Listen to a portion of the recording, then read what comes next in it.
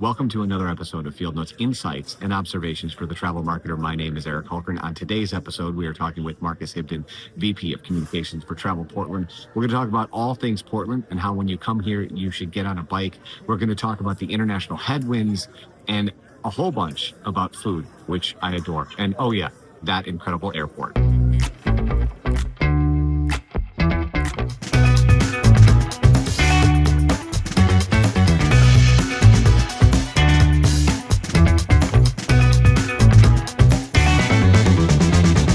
And as I said, the next guest on Field Notes today, Marcus from Travel Portland. How are you, my friend? It's a pleasure to meet you. I'm wonderful. Thanks for having me today. It's exciting to be here. I want to start by saying one of my favorite things is to come into a town and get on the street and start walking around. And one of the things that I love about Portland, I have not been here in a long time, is you get out of that incredible airport that I will ask you about in a second, right? And you get right on the MAX. It takes you right to the conference center. In 7 seconds, I understood the map and was getting around on the MAX. But it is so awesome to be in a city that has that sort of thought process in mind of like, how do I get people from A to B without them having to constantly rely on ride shares or taxis or whatever. And so I'm wondering, like, when you look at a city like Portland, which obviously you are overseeing in some way, shape, or form, like, what are the thought processes that go into that to make sure that when tourism arrives here, they know how to use the city? I think back to last year, there was an incredible piece that I think either the New Yorker or the New York Times did about 36 hours in Portland, and their number one tip was like, get a bike, because you will not understand the city in the same way if you just rely on the incredible mass transit. The bike will get you places. So how does that infrastructure work together? How do you think about infrastructure, and how do you think about tourists coming into town? Yeah, well, first of all, thank you. Thanks for riding the MAX. Thanks for visiting Portland. I can tell you that it doesn't happen in a vacuum, and it doesn't happen overnight. You know, a lot of the tourism infrastructure, things that have made us a great city to visit, started decades ago. During that period of highway building across the nation, when there was a lot of government funds to build big highways, Portland said, we don't want to build a highway, we want to build a light rail train. And that was really what led to the MAX system that you see today. So, not only in terms of making the city accessible for residents to get around, but also for visitors. And, you know, Portland is the kind of city that you come to live like a local. So the same places that our locals or our residents need to get to or need to come from are also the great places to visit in the city, and the MAX serves almost all of them. But one of the little details that I loved about the MAX is like almost, because you don't see this in a lot of mass transit, was the trust. Yes. Right? No one asks if you paid for anything to get on the MAX, right? Like, That's and, right. and it's, especially at the airport, the terminal that you swipe your credit card if you don't have a MAX card is so subtle, right, that you might walk by it if there's not somebody there attending to it. And that's the sort of stuff that I just think is sublime when you come to a city, that they're just like, no, we want to make sure you get around. We'll figure that part out on the other end. But like, here's how it works if you care to actually engage with it. But those are the little details that I love about that. To talk about the airport. Sure. And like, what an incredible building that is. And obviously most people focus on, is it 9 acres of wood you have in that ceiling? I believe it's a 9 acre, it might be a 7 acre ceiling of natural forested wood, all sustainable, all, you know, purchased in cooperation from local tribes. You know, you can look at every beam on the ceiling and you can see which forest it came from, how it was grown, and how it'll be regrown now that it's been harvested. So it was, again, with intention of how do we live in harmony with the world around us, build great things, wonderful pieces of tourism infrastructure, but also protect the environment and the planet for future generations. And I think they've done a beautiful job with that. It's an incredible building, and it's, you know, almost, if you were only going to be here for 12 hours, it's absolutely worth it to come into the airport, because it's just, I mean, I got off the plane and it smelled like wood, and I didn't know what was going on, and then I looked up, and it's that stuff that's happening in the city that I just think is incredible. I mean, our airport's almost a neighborhood to itself. Sure, you know, and I will say, you know, prior to, we had a great airport before, and everybody loved it, and it was always very easy to travel, but now it's this beautiful structure that shows that travel doesn't have to be a drag. You can be excited to go to the airport and say, Yeah. hey, I've got an early flight, but I know I'm going to get a great cup of coffee, walk through this beautiful space. It's going to be efficient. And I used to say for the longest time that your initial impression and your last impression of a destination was when you checked in and out of your hotel room. You could have a good experience if you're welcomed, could have a bad experience. Yeah. But now in Portland, it's when you get off the plane. And that's how we say hello, and that's how we say goodbye, and we do it in this beautiful space. And it is a wonderful airport for those of us who work in travel. It's worth coming just to see how great an airport can be. And I think for Portlanders too, we knew it was going to be good, but it ended up being better than we ever expected. And they're still in that final phase of renovations now, and it's going to continue to get better and better. It'll be finished up in December, I believe, of this year. And I guarantee we will have the finest airport in the United States of America. We already do. Yes, there's no doubt in my mind that will continue. And what I love about that lesson, though, is like all of these entities working together to make sure that this is one of the first and obviously the last of your leaving impressions that you get in the city. And obviously, if you're using the airport, you are coming from somewhere. Right. And one of the things that's happening in the travel industry is the international travel. And I'm wondering, Portland is obviously a destination because of everything that it has to offer. Mm-hmm. It's such a unique state, and we'll talk about that in a second. But what has international travel been like with you, and how are you navigating through the headwinds that we're seeing? Yeah, well, we've seen a decline in sentiment. I know other destinations across the United States have as well. The international travel sentiment's a lot lower than it's been. Our Canadian friends and neighbors, many of them don't want to travel to the United States right now, and for good reason. So we're feeling it. We're feeling it from Europe. We're feeling it a little less from Asia, but really those Western countries, they haven't liked some of the rhetoric that's been coming from the highest stages of government in the United States. And so what we're really doing is, we're reaching out to them and let them know that we hear you, we understand you, and we're still your friends, and we're always going to be your neighbor. And when you're ready to come and see us, we're ready to host you again. And so, trying to keep those relationships warm, trying to keep our relationships with those international tour operators, media, and say, look, we understand that now it doesn't feel right for you, or it doesn't feel right for your audience or your customers, but when it is right, we will be here, and we're always going to be your business partner, and we can wait for you, and we will wait. We'll wait as long as it takes. And I think the West Coast has done a really good job. Our friends in Seattle and Visit Washington have done a wonderful job. California's been a strong partner in this with the statements that they're making. And I think hospitality and tourism in general will be the way to repair these relationships and to bring everyone back together when the time is right. We're great at building and forging long-term relationships. And, what we've heard from Canadians and Europeans and all of that is, it's not you, it's not Oregon, it's not Portland. Sure. But we're not coming right now. So we'll talk in, next quarter and next year. Yeah. And when the time's right, we'll be ready for them, and we'll have a great experience. And if people want to come now as well, we're thrilled to have them. And, we're seeing a weakening of the dollar, which is helping with the affordability of international travel. And at a time when travel is more expensive, especially to the United States, Portland and Oregon offer a great value. We have some of the lowest room rates on the West Coast right now, no sales tax in the state of Oregon, and generally a very affordable experience anyway. So it is a great time for people who want to get on a plane, come overseas to come and see the West Coast, come and see our state. Now, Marcus, one of the things we talked about right before is if you come to Oregon, you're obviously going to see things that you recognize, right? Like, it's not a completely foreign topography, right?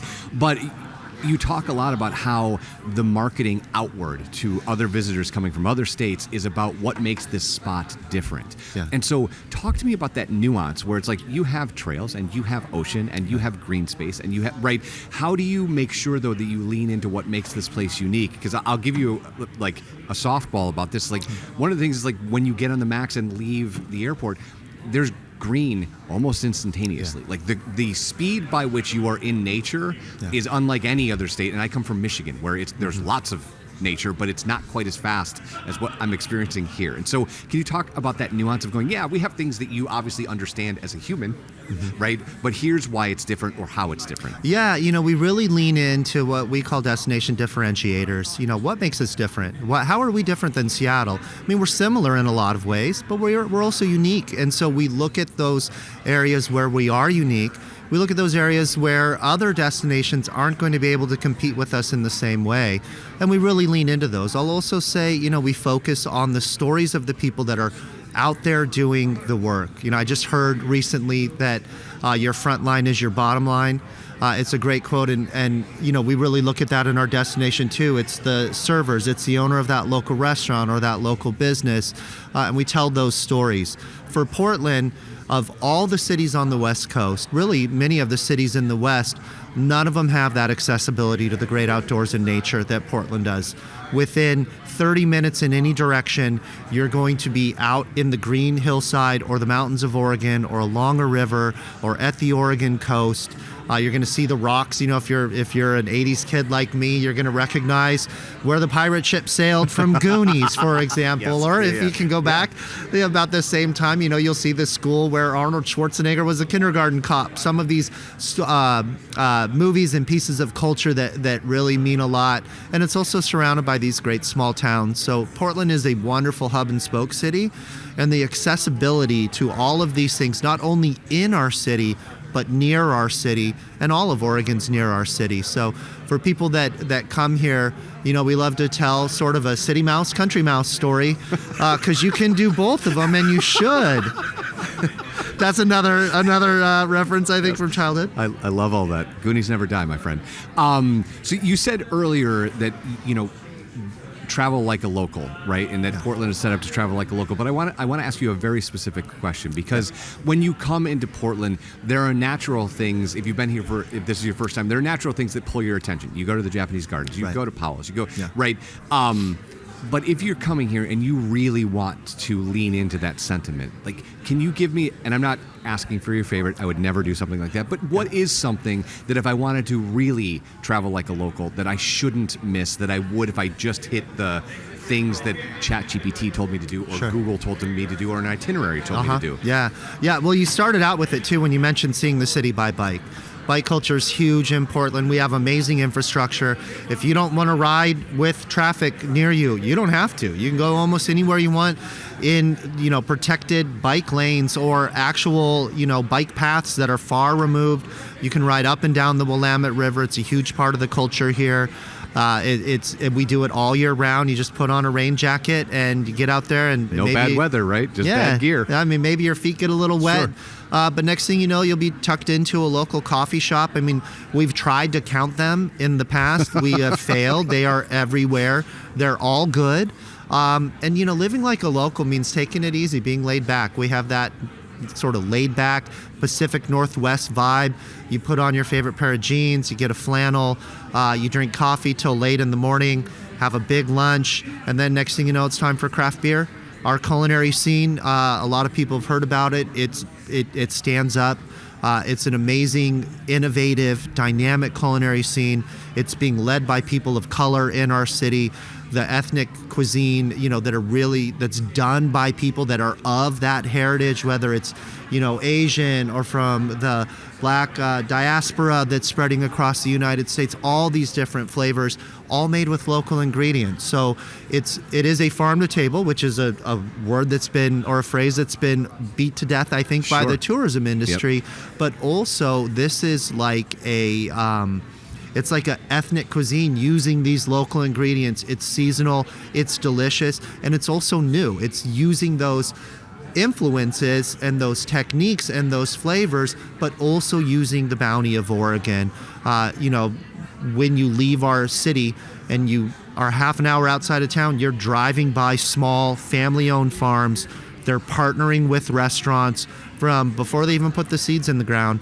And, having a chef come and say, back home, or my grandmother, or, they use this kind of vegetable. Do you think you can grow this for me? Or, I'm from this part of Europe and I want to make this dish with an heirloom bean or something that sounds, a little precious. And they do that. And if you love that kind of stuff, you're going to love what our restaurants have to offer, because it gets very granular in the sense of intention and what they're trying to accomplish. If that's a little over your head or maybe a little tiresome, that's okay too, because you're still going to get a delicious meal. You're going to get it at an affordable price. And it's going to be accessible. Accessible in terms of you can walk through the door and sit down right away. You don't have to fight for that reservation. Accessible that if you've seen this chef in the New York Times or on the Food Network or any of these type of pieces of media, Top Chef, for example, Sure. You're going to see that chef in their restaurant cooking your food, making sure it's right. And, they're going to touch it before it comes to your table. And that's not every place can offer that at this point. There's a lot of great culinary destinations. Our chefs are chefs. Our chefs are farmers. They're here because they want to be in the kitchen and they want to cook and they want to touch every plate and they want to make sure it's right. So it's really unique in that way. So, when you come to Portland, you're going to eat, you're going to drink, and then get a little exercise in between. Also, some of those sites that you talked about, the Japanese garden, I can brag about the airport. I can brag about our Japanese garden. It is the finest outside of Japan. Yes. It's worth the trip up to Washington Park, where you'll find it. Back in the day when I talk about building the Max Line instead of a highway, building all this bike infrastructure, even longer before, in the early days of Portland history, the founders of the city looked at this natural forest inside the city and said, you know what, we're going to keep it as a forest. We're not going to develop it into homes or a neighborhood or whatever. And now we have a natural forest inside of our city you can go hiking in, and once you're a couple steps down the trail, you would think you were on a Mount Hood or somewhere out in the wilderness, when really you're a 20-minute walk from your hotel downtown, and that's super accessible as well. So get outside, get some coffee, have some craft beer, get a good meal. That's really living like a Portlander, is taking your time and seeing the neighborhoods. I love it. So the last thing here is I'm asking each guest, I will not tell you who's coming up next, but I'm going to give you a card and a pen. I'm going to ask you to write down a question that you would want to ask somebody in the travel industry, DMO centric, right? Okay. So I have one for you, and I'll give you the card when we're done. But your question is, if you had unlimited funds, what's the one initiative you would apply them to? So money is no object, and you can only do one thing. What would you do? I would really lean into the social media content creators and the influencers that are out there. In the DMO space, a lot of times we bristle at their fees because they can be expensive, but also they're building an industry. They have audience, they have platform, and they deserve to be paid for that. And we need to build that capability. We need to fund them so they can grow, have greater audiences. Their audiences trust them. They're influential to them. We're investing already at Travel Portland in these ways. We want their authentic storytelling. We don't want to have a heavy hand on what they're going to feature or what they're going to do. They know their audience, and we trust them to that. So if I had unlimited money, I'd buy every single one. I'd bring them in. I'd tear them loose. And then, the other thing too is I would put spend behind the content that they create. So that it can be distributed. That's a big part of communications and PR and marketing right now. We got to create great content. It's got to be believable. It's got to be authentic. And then you got to make sure people see it. And that's new to all of us, I think, within the last, 3 to 5 years. We have to help them find the audience for this great content. Marcus, thanks for the time, my friend. Thank you very much. That was a lot of fun.